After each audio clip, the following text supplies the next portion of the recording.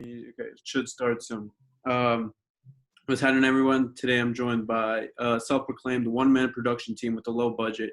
Kenn Igbi is a rising artist from Houston, Texas, currently based in Brooklyn, bringing a unique sound into the hip-hop scene. Delivering a smooth flow and a Flower Boy-esque instrumental, Kenn Igbi beautifully speaks to living life day by day, letting things happen as they come in his new single, Bloom in the Winter. Engulfed by a sense of relaxation, then dropped into old-school rhymes, Igby delivers a feel-good anthem enjoyable by all. Kenn Igbi, how are you doing today? I'm good, man. I'm good. Hold on, let me get my glasses, bro. I gotta get my shades, bro. Iconic glasses.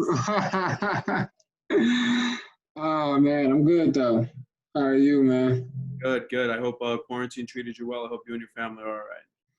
Yeah, I'm all right. Fortunately, the day job wasn't really that much affected. I just work remotely. Of course, of course. So tell me a little bit about yourself. I know you grew up in Houston and you're now based in Brooklyn. Is that right? Yeah, man. Grew up in Houston. Uh, Graduated, college and stuff out there. Moved after graduation. Uh, I didn't really start. I work, but I didn't really start doing music until it's been like 2 years now. 2 years ago, I didn't start like doing music for real, for real. That's amazing. You have a very impressive resume. I know you're coming off of two very strong EPs, Straw Tapes Volume 1 and Drift. Do you care to talk about a little bit of the production behind that or the inspiration behind those two first EPs? Uh, yeah, man. Really, I always say, I do all my production, like you stated earlier, but like really, producing really came out of uh, convenience for me.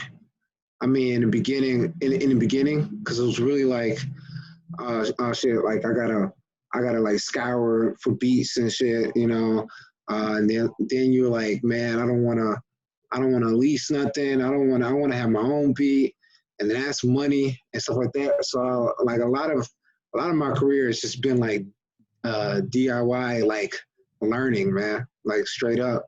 And so like when it came to like producing for those EPs, uh, it was hard, easy and hard. It was like the easy part is that like, okay, now I just have to do whatever I like, and I know I'm confident I can learn. The hard part is like learning it. But me, like I think you're capable of learning anything if you have patience enough to like break it down. So that's what it was, man.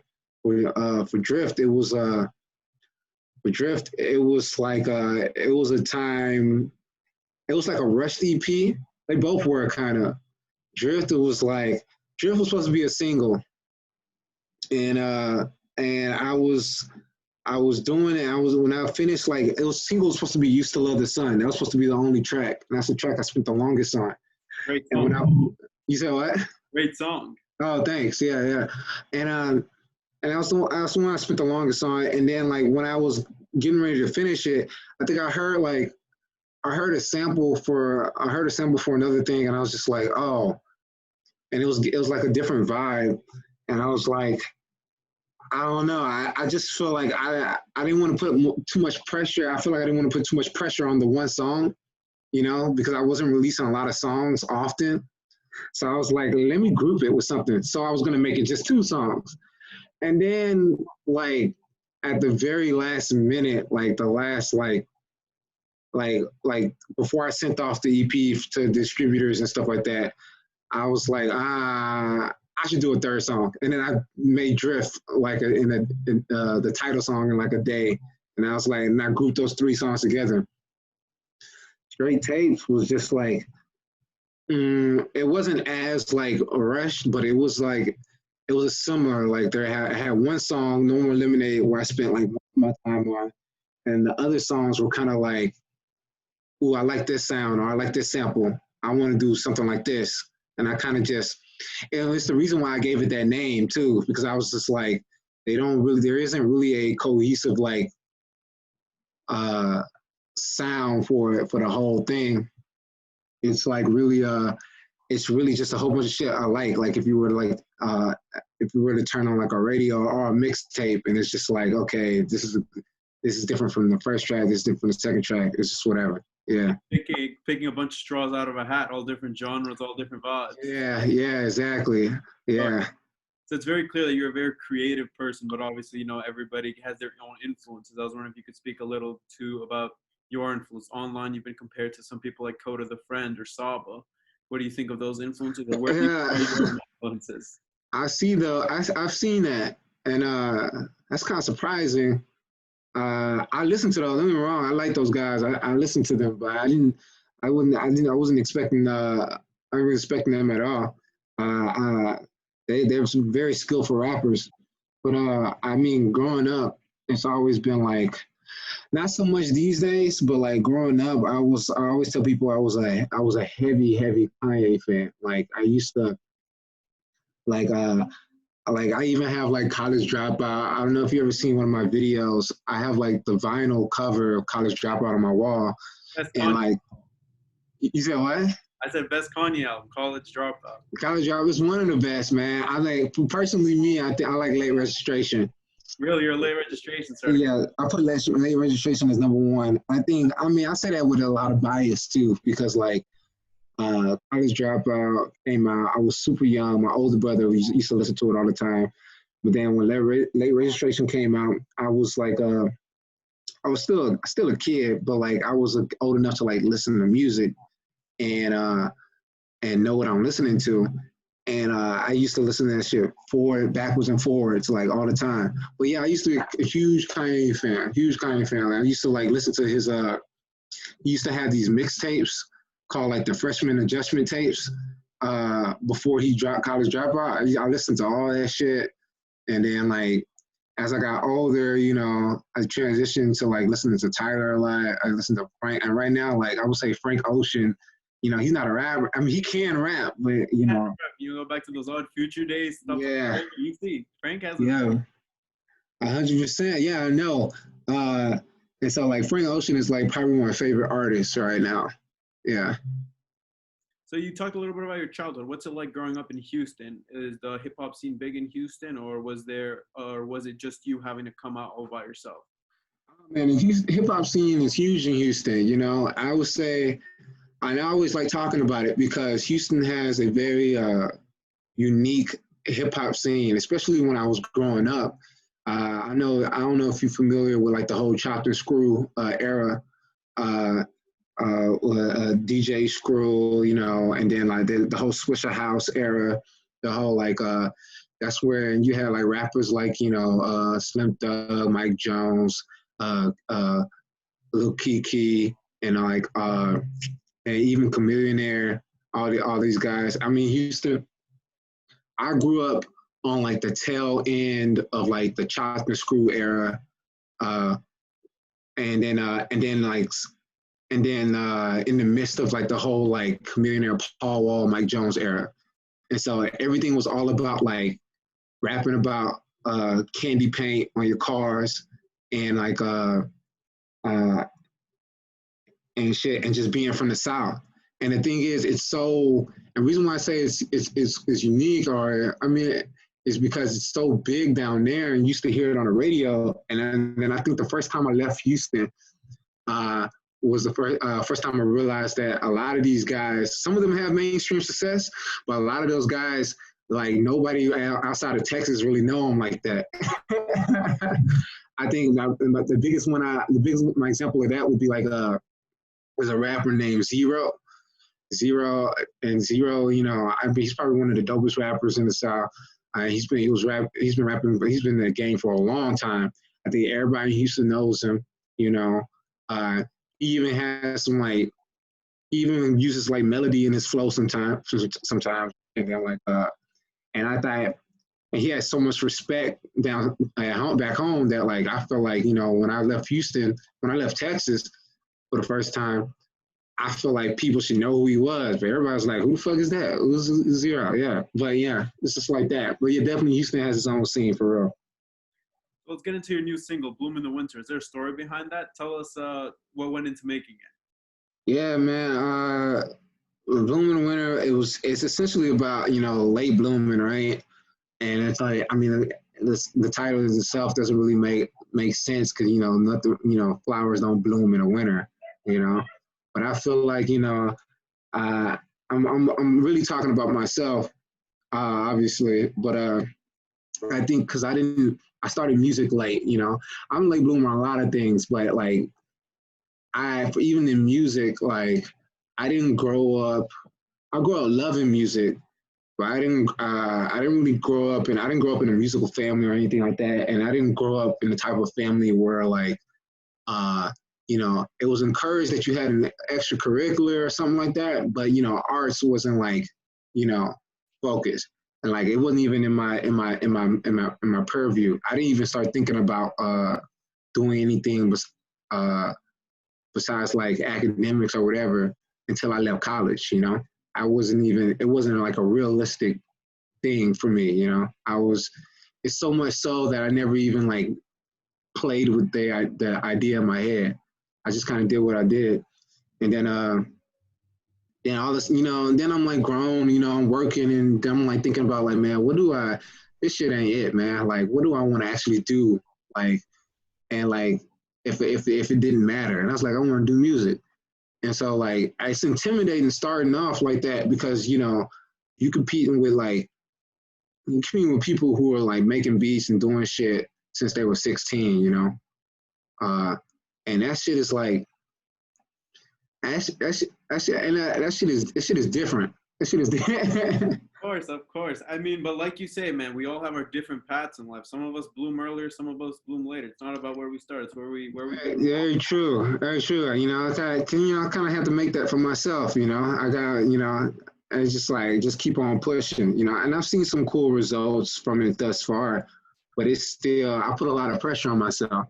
I put a lot of pressure on myself because I feel like in the past 2 years, I've come a long way from on my own, but I still feel like it's not enough, because it's kind of like I feel like I started later, I feel like if this is just where I was when I was like, my late teens, I'd be like, oh, cool, man, I got it, I'm gonna eventually get it.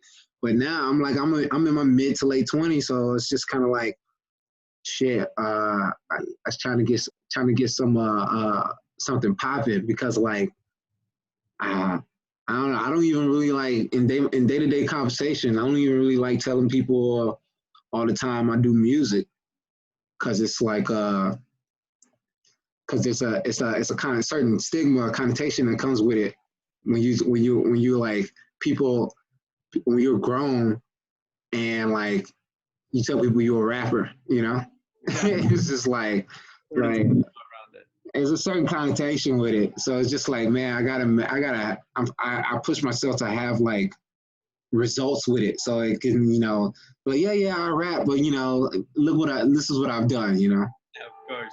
Yeah. Well, you talk a little bit about trying to get stuff popping. Recently, you've had a video go sort of viral for over 40,000 likes on TikTok. And, it's an important topic right now more than anybody. Could you explain to some of the other people the incident at Mr. Kiwi? Yeah, man, it was really fucked up.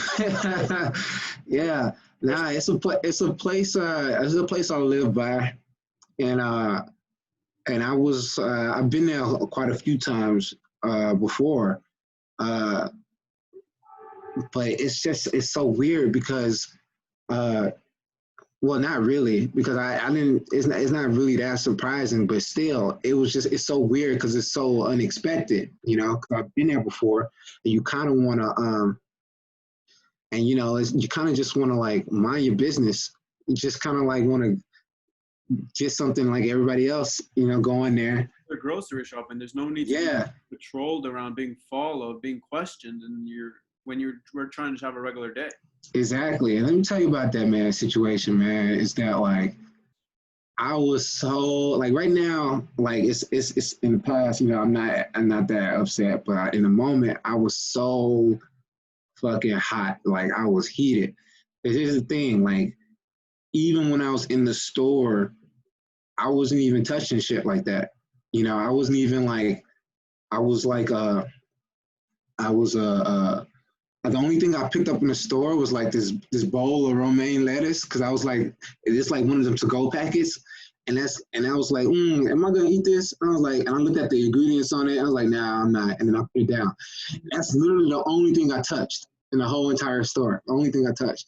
So it was just like, what do they think I have on me, man? So it's like, it was just so strange. And in the one moment I knew what something was up, because I told you, like in the song, I was like, yeah, they was watching as soon as I walked in, and I was like, and I felt that. But the moment that I was like, hey, let me just get the shit that I came for, because I came for some like, some like fruit and some other shit they had in the store. Was like, I was on my phone. I got distracted because I was on my phone. I was looking at like Twitter or something on my phone, and then I was in the middle of the aisle looking at it, and I saw one of the guys walk past me, and then he like backtracked, walked up, like to spot me, and I looked up. He spotted me, and when I spotted him, he was like, "Oh snap! Let me just act like I'm keeping on walking." I was like, "Okay," and I was like, "That's weird."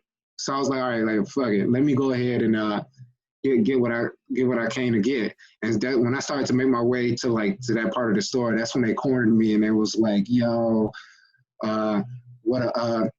yo, stop. And then the owner of the store, with like, one of them was the owner, the other one was he just worked there, and they was just like, yo, what's in your pockets, blah, this and that. They started pointing at me, and I had my headphones in at first, so at first they was gesturing all that, and I was like, they not saying what they think they saying, so I had to pause my headphones.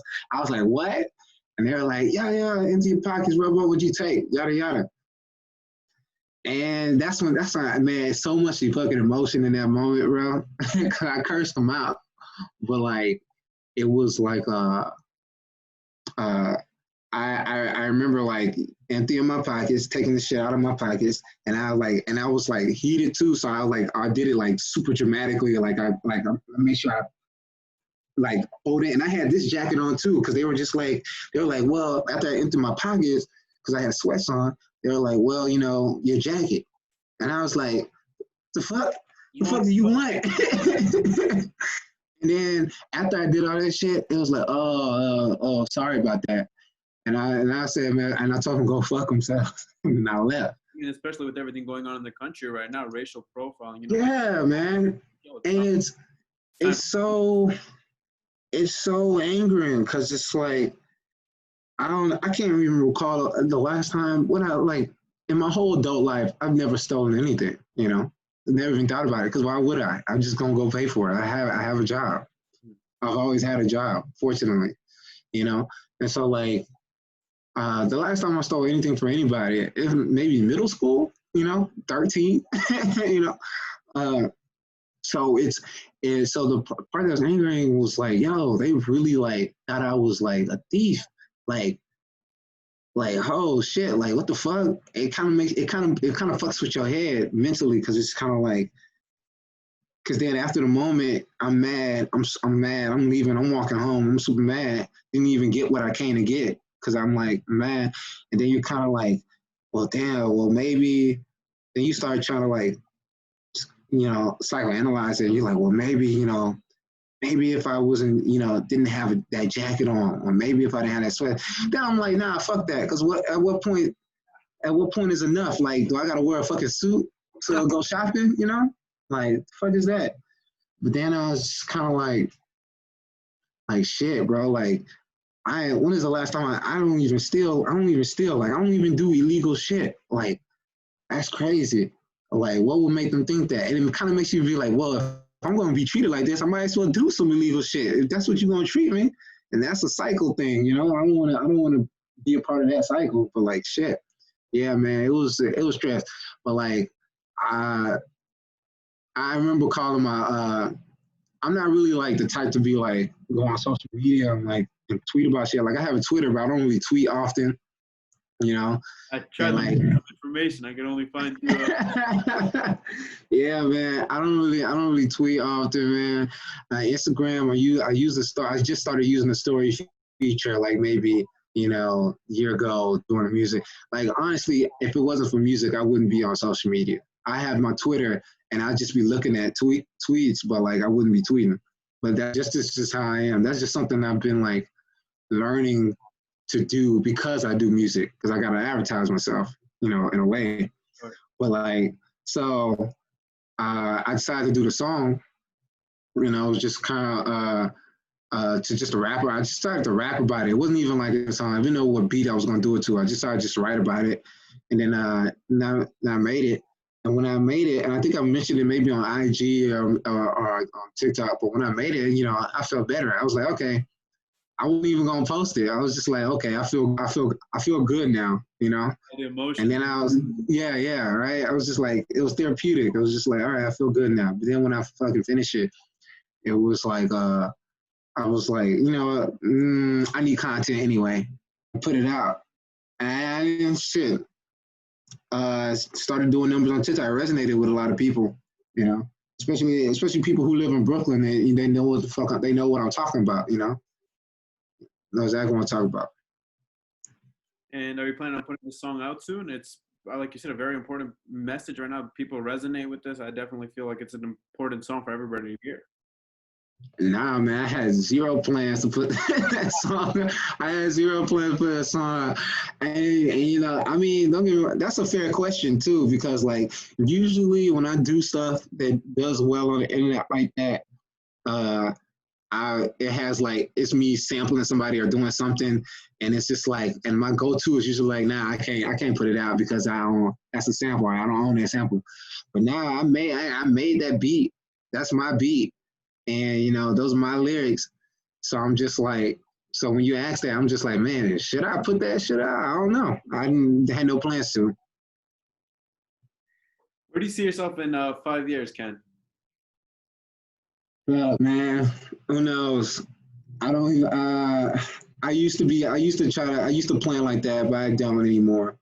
I used to do like I have an idea of like what I want to do now and what I'm aiming towards. But I think like I for you know it'd be cool in a broad sense. All I know for sure is that like I want to be making a living off my music somehow. You know, anything beyond that, I don't know. For me, I think it's kind of silly to even think about specifics. I can have ideas of what I want to do. I have things I'm open to. Don't get me wrong, but like to specifically be like, this is where I am, what I want to be. I don't know.